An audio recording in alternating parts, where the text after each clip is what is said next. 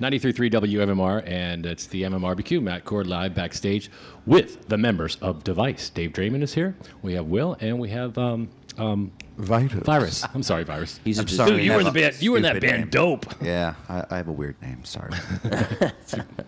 Thanks for coming by. It's our pleasure. Because I know it's not too long before you guys. You guys are going on today at 4:30. 4:30. Is that an early time for you, David? Yes. It is. That is definitely not rock and roll time. No. You know something, we'll make it hot. It's all good. But something tells me back in your Disturbed days, you've gone on earlier than that. I remember starting our very first Ozfest at 10 in the morning. Whoop, whoop. It could be worse, man. That's awesome for us. Now that's early. That is. Are there fans in the building yet? There were 12 people in front of the deck, but by the end of our set, there were 3,000, so that was okay. Well, isn't that one of those things where they open the doors as the first band goes on? Pretty much. Yeah. We were like the bottle of champagne striking the side of the ship. Well, congrats on the new record and the band Device. It must be like driving a brand new car. Yeah. We need to throw a supercharger on this baby and move her up to like a V12. But yeah, absolutely, it's like driving a new car. We just need to do an overhaul on her a little bit, and she's growing. And as she grows, we will add more and more aftermarket products to her till she reaches the ripe and raging speed of a 220 miles an hour and 0 to 60 in about 4 seconds flat. How many shows have you guys done so far up until this point? We've been out for like a month now. Yeah, about 6 weeks, I think. Maybe. I don't know how 30? many shows it is. We average about, we play usually 5 out of every 7 days. Okay. So it's been a bunch. And how are the new songs going over? The whole new vibe? Dude, it's really been an amazing, amazing experience just over the course of this past 6 weeks to see how much it's grown. At first, people are not familiar with the material. And it takes a little bit to get them into it. Sometimes it takes a mild beating, to just go ahead and encourage them in a positive way, of course, to kind of wake them up. But the exuberance, particularly over the past couple of weeks. Yeah, because now the record's been out for a while. Yeah. And the real fans, they go they know all the tracks now. It's not just the single. It's not just Vilify. So we see these fans singing every song. So Absolutely. It's been really nice to see the level of participation and the level of excitement and just the level of just good positive energy grow. It's been rather intoxicating. We're playing Vilify now. Thank you. And Thank you very much. Get a great response to it. What will be the next single? It's looking like the next single is going to be You Think You Know. Okay. The first track off of the record. Because on the record, you reached out to, or did they reach out to you? You got everybody. You got Serge, you got Lizzie Hill, you got Tom Morello, M. Shadows. Very, very, very blessed to have a amazingly talented and gifted and wonderful group of friends. And that really all came together at the end of the mix.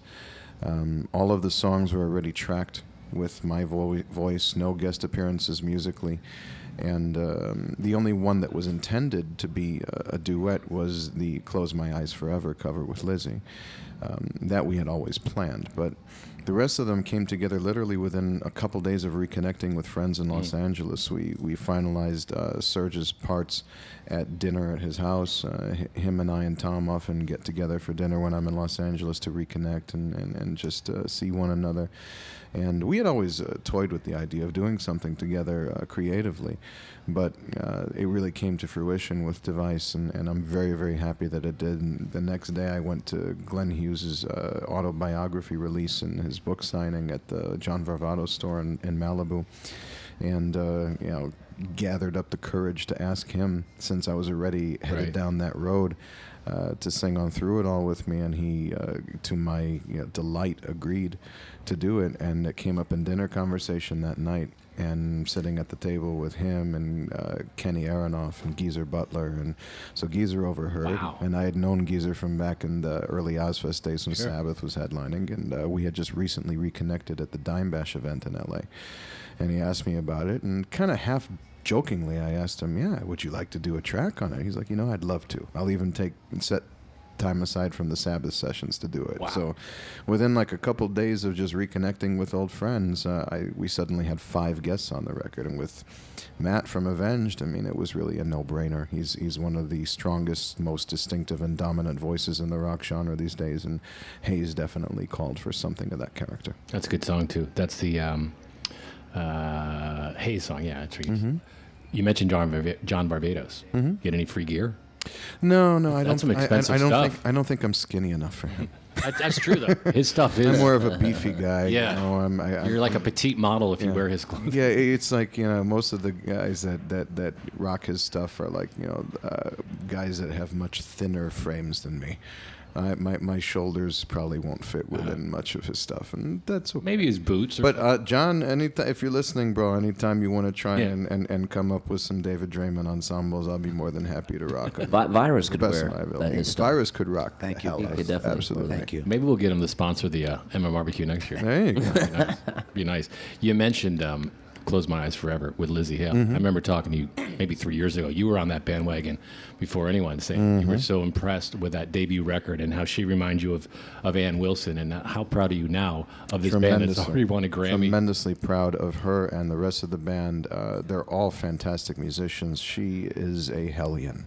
She's really a unstoppable force. Yeah. I've never seen her have a bad show. I've never seen her falter.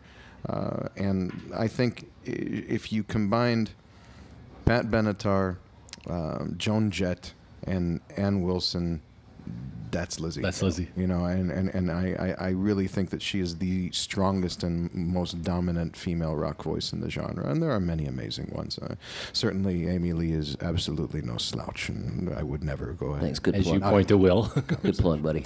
Well, hey, I got to make sure that we take care of all of our extended fans. And I think they're pretty tight with each other too. They're on the road for a while. We toured with them for about 3 months, and they're great friends. Yeah. I mean, good to be around. Now, are you doing Close My Eyes Forever in your set? We are. We have been doing it. Okay. Unfortunately, Lizzie is not here today. Right. So David sings to himself. Yes, I kind of stand on one side and sing one part, and then I switch to the other perspective Opposing and sing egos. the other. Split screen. Let me tell you, it's challenging when she's not around, because those parts that I wrote for her, because we changed the melody in our version from the original one, and to really take advantage of her capabilities and extended range and her power. Not to say that Lita didn't have range and power, but Lizzie's just she's like Kind of a freak of nature, really. yeah, like It's phenomenal. unreal. So I wanted to really showcase that ability that she has, and having to actually pull it off myself as a man. I kind of need to tuck my genitalia into my body for a second there just to make it happen. But Got the nutcracker out. hey, pull the is she a great big fat person? Do the Put some tuck for a lotion in second. the basket. I can't wait to Don't see you it. hurt my dog! I can't wait to see it. Dave, you mentioned dog. Yeah. There was a time when you used to bring your dog on the road. With Yeah, oh Disturb. God, I miss my puppies really bad. Girl dog, right? Got a new dog. She unfortunately isn't with us anymore. Okay. Isn't that hard? Lisa was Yeah. my first Akita. I have a big boy named Gabriel these days, and I have 2 Chihuahua mixes, Kiba and Kiara. But the first dog had her own fan page or something. Oh yeah, Yeah. the fans loved her, man. She was such a slut. She really just loved everybody. He means that as a compliment. Oh, I I know what you completely mean. do. I had a female dog. She spread herself around to everybody, man. She didn't. It's like, Akitas are supposed to have this singular alpha-centric loyalty to their owners. Well, BS. It was never like that with me. She gave everybody as much or more love than she gave me. But that's what everybody loved about her. I miss her terribly still to this day. But Gabriel now is my guardian and protector. And What kind of dog? He's another Akita. Okay. 100-pound. And then you got the 2 Chihuahuas. Yeah, and they get along great together. And Can you guess who the dominant one is? The Chihuahuas, right? Yeah. No, not if he has anything to do with Right. it. Gabriel's all male Akita through and through. And He's quite the alpha character, no question. but he's awesome. On tour? No, I wish, man. I mean, we've got 8 guys on a bus together doing it old school, Okay. So having dogs in the equation would really be unfair to both the guys and to them. So I hope that we grow one day to the point where we can have separate buses, a band bus and a crew bus, and then we'll entertain the notion just because it's a nice thing to have out on the road. Brings a little bit of humanity to this. I know, and I'm tired of looking at you guys. So let's get this on. It brings a little bit almost like you're at home, too. Well, instead you can end up having a nice furry butt in your face in the morning. Yeah, exactly. I'm into that. You mentioned being on the road, so maybe you guys will be on the. I mean, Disturbed they're on an indefinite hiatus, right? Yes. Okay. Yes. And this is the beast is sleeping, not dead. Right. But this is so everybody in the band could do other things. This is for a number of reasons. The primary reason, granted, we'd never had the time for any of us to pursue any of our other passions, and it's certainly given us the opportunity to do so. The hiatus has definitely borne fruit. Myself with Device, Dan and Mike and Dan Chandler from Evans Blue with Fight or Flight, and with the Adrenaline Mob guys that John has been playing with, and he actually has been playing for a couple dates, filling in for Rudy Sarzo with Queensryche. So everybody's had their opportunities. I've had my opportunity to work with Mr. Dave Mustaine on the Megadeth record on a number of tracks. We just finished mixing, and I produced the new Trivium record, which, by the way, is next level stuff. Those guys are about to take over the world, I swear. But all that aside, the primary reason for the hiatus really was after 10, 11, 12 years straight of make a record tour, and it becoming cyclical, and it becoming this machine that you literally had to punch your time clock to go back to the studio, to go back to the road, and it wasn't because we felt inspired that we went back. It was because that's simply what it was time to do. And that assembly line type of nature that it took on can sterilize your creativity. It's counterproductive, and you get into this when the machine is rolling. It's kind of hard to break free from it. So we all decided at one point, what's best for Disturbed and what's best for its fans is if we all step away from it for a second, learn to really appreciate this Leviathan that we've created, let the fans gain a greater appreciation for something that simply isn't going to be around every other summer anymore. There won't be that predictability anymore. It's going to be an event now when Disturbed reunites and when Disturbed actually tours, for us and for the fans. And so we'll both gain a greater level of appreciation for it. And in the meantime, each of us will keep doing our thing as individuals and expand ourselves as creative people and as artists, and we'll reunite stronger than we ever were before. But right now, my entire world is supported by the two gentlemen that you see flanking my left and right here, and their tremendous abilities and everything that they've contributed to this Device project on a daily basis live. I mean, we are a power trio from hell, and we are going to unleash our full fury today. Love it. Are you excited for the? I know people. You cite like James Hetfield and Rob Halford and Bruce Dickinson as some of people that you admire, but are you a fan of Alice in Chains? Are you a fan of Soundgarden? Tremendous fan. A lot of people don't see you as a grunge guy, I would think. Oh God, Danny in particular from Disturbed is a huge student of Soundgarden's riff abilities and their tastefulness and their timing choices and so on and so forth.